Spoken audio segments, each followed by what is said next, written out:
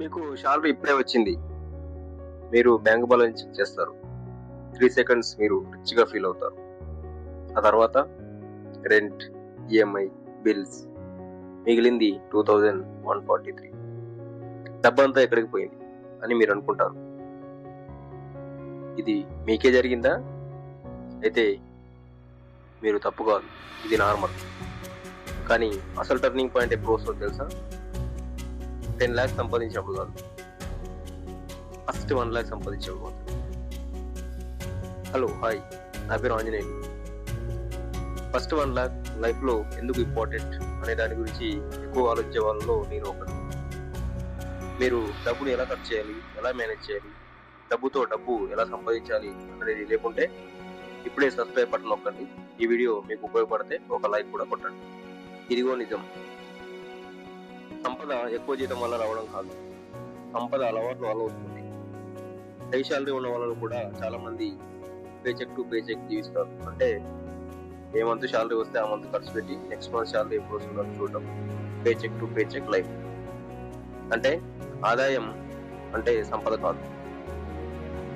First 1 lakh ఒక psychological breaking. అది మీ బ్రెయిన్కి చెప్తుంది నేను చేయగలను అని. డబ్బు గురించి నేర్చుకోవడం ఒక జిమ్ లాంటిది. మొదటి పుషప్ చాలా కష్టం. 100వ పుషప్ చాలా ఈజీ. 1000 చేయడం అంక ఆటోమేటిక్. మొదటి లక్ష అదే మొదటి పుషప్. ఇద్దరు వ్యక్తుల ఎగ్జాంపుల్ గమనిద్దాం. ఒకరు 3 yearsలో 1 lakh సేవ్ చేస్తారు. ఇంకొకరు 3 monthsలో 1 lakh సేవ్ చేస్తారు. ఎవరు ధనవంతులు అవుతారు? ఆన్సర్, ఎక్కువ నేర్చుకున్న వ్యక్తి. నెమ్మదిగా సంపాదించిన వ్యక్తి budgeting, discipline, patience, investing basics నేర్చుకుంటాడు. డబ్బు లేకుండా స్కిల్ ఉంటే భవిష్యత్తులో సంపద. స్కిల్ లేకుండా డబ్బు ఉంటే తాత్కాలిక సంపద. ఇక్కడే ఇంట్రెస్టింగ్ పాయింట్.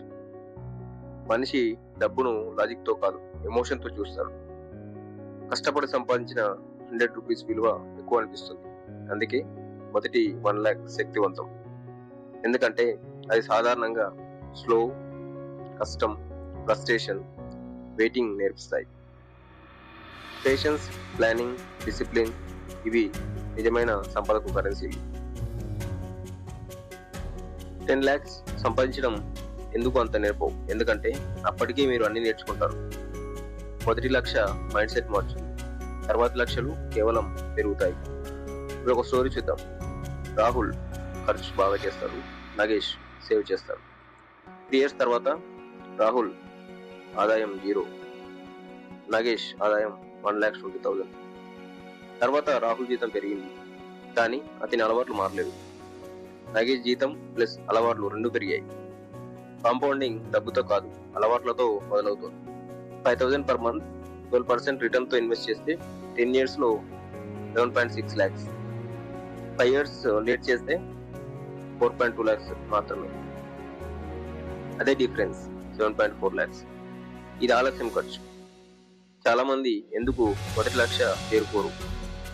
ఎందుకంటే వారు ఇలా జీవిస్తారు: ఇన్కమ్, స్పెండ్, సేవ్. కానీ ధనవంతులు ఇన్కమ్, సేవ్, స్పెండ్ అనే ప్యాటర్న్ ఫాలో అవుతారు. ఈ ఒక్క మార్పు జీవితాన్ని మార్చేస్తుంది.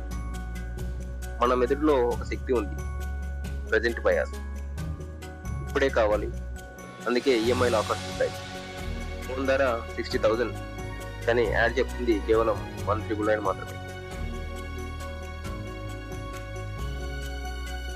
మెదడు చెప్తుంది ఇది చాలా చీప్, కానీ వ్యాలెట్ చెప్తుంది ఇది చాలా కాస్ట్లీ. మొదటి లక్ష నేర్పే 5 skills: delayed gratification, expense awareness, opportunity cost, patience, emotional control. ఈ స్కిల్స్ ఒక లక్షను 1 కోటిగా మార్చగలవు. ధనవంతులు అడిగే ప్రశ్న ఎలా ఎక్కువ సంపాదించాలి కాదు, ఎలా ఎక్కువ నిల్వ చేయాలి. 1 లక్ష చేరాలంటే ఖర్చులు ట్రాక్ చేయండి, సేవింగ్ ఆటోమేట్ చేయండి, చిన్న ఎస్ఐపి మొదలు పెట్టండి, కొనుగోలు ముందు 48 hours వెయిట్ చేయండి. మీ ఐడెంటిటీ మార్చండి. మీ డబ్బులో బలహీనుని కాదు అని అనకంటే నేను డబ్బులు నేర్చుకుంటున్నాను అనుకోవడం. మీ మొదటి 1 లక్ష ఒక ప్రూఫ్. మీరు మీ ఇంపల్స్ని కంట్రోల్ చేయగలరండి. మీరు మీ సేవింగ్స్ని చూపగలరండి. మీరు మీ పేషెన్స్ని చూపగలరండి. మీరు ప్లాన్ చేయగలరండి. అది జరిగిన తర్వాత డబ్బు మిమ్మల్ని కంట్రోల్ చేయదు, మీరు డబ్బును కంట్రోల్ చేస్తారు. ఈ రోజే ఒక టార్గెట్ రాసుకోండి. First 1 lakh. అది చిన్న నెంబర్ కాదు, అది ఫైనాన్షియల్ ఫ్రీడమ్కు వెల్కమ్ డోర్. ఈ వీడియో నచ్చితే లైక్ చేయండి, షేర్ చేయండి, సబ్స్క్రైబ్ చేయండి. నా నయ్యా పైసా ఛానల్. ప్రతి పైసా విలువైనది.